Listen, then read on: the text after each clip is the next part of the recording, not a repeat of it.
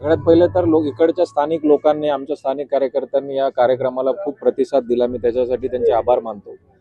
देवाभाऊंची लाडकी बहीण यांची भाऊबीजेची भेट आम्ही देतोय. फक्त दिवाळीच्या 1 महिन्यानंतर देण्याचं कारण असं आहे की खूप लोक गावी जातात वगैरे, लेट होतात. असं वेळ काढून आम्ही आज हा कार्यक्रम ठेवला आणि याचा प्रतिसाद खूप चांगल्या प्रमाणात आहे.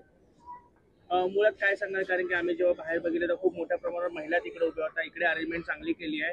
काहींना साडीचा लाभ मिळतोय, काहींना नाही मिळणार आहे. परंतु याच्या मागची भावना आहे, आणि जेव्हा तुम्ही महिलांशी बोलात तेव्हा त्यांच्या प्रतिक्रिया कशा होत्या? ज्या महिलांशी मी संपर्क केला, जे आपला कार्यक्रम होतोय साडी सगळ्यांना भेटते. ज्यांच्यापर्यंत आम्ही पोहोचू नाही शकलो तर परत एक टप्प्यात वेगळा कार्यक्रम ठेवू.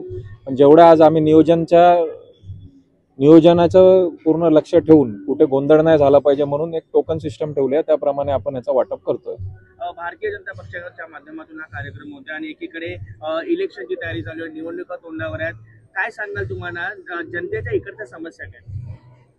आता आम्ही एक मुंबई आवाज म्हणून आमची एक योजना आली आहे, आवाज मुंबईकरांची म्हणून. त्याच्यातून आपण सगळ्या लोकांना स्कॅनर आणि त्या गोष्टी पोहोचवल्या, स्कॅनर QR कोड, की तुमच्या ज्या समस्या आहेत त्या आमच्यापर्यंत पोहोचवावे.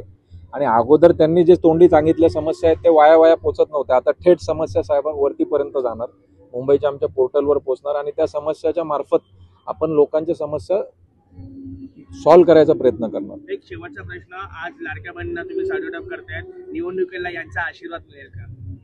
आम्ही निवडणुकीच्या दृष्टिकोनाने त्यांचा हे नाही करत. एक बहीण एक भावाला, भाऊ एक बहिणीला भेट देतोय, बस. त्यांच्याकडून कुठली अपेक्षा नाहीये. नवीन घडामोडी पाहण्यासाठी आजच आम्ही मुंबईकर 24 तासला लाईक करा, सबस्क्राईब करा आणि अपडेट रहा.